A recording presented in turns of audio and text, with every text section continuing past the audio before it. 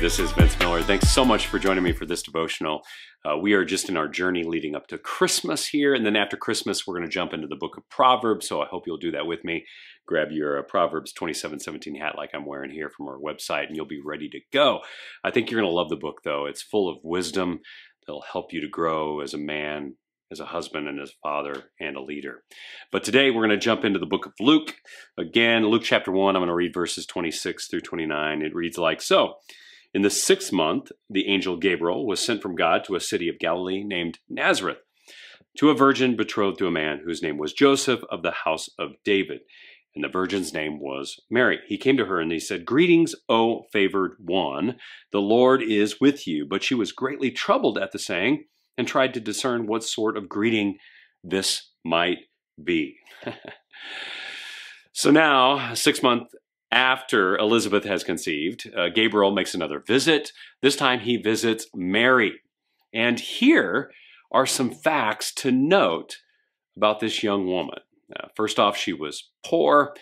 She was a Jew. She was a virgin. She was of the lineage of King David.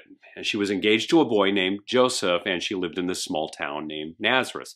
She was actually cousin to Elizabeth, and she lived about 80 miles north of her, but she conceived at around the ages of 14 to 16 years of age. But this time, instead of Gabriel appearing in the temple to a man of the cloth, Zechariah, he appears directly to the one that God has chosen to birth his son. It's a young woman named Mary, and it sounds like this moment troubled Mary.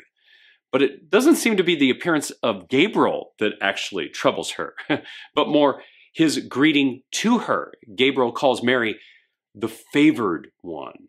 And at the present, Mary has no idea why she's the favored one, so it troubles her. You know, I believe her response demonstrates part of the reason that she was chosen. It brings attention, I think, to her humility. Even though she was chosen to bear the greatest of all men to ever live, from her inception of this child to the moment that Jesus was resurrected, we note that Mary is indeed among one of the most humble of all women to ever live. Not once do we hear a hint of arrogance from her.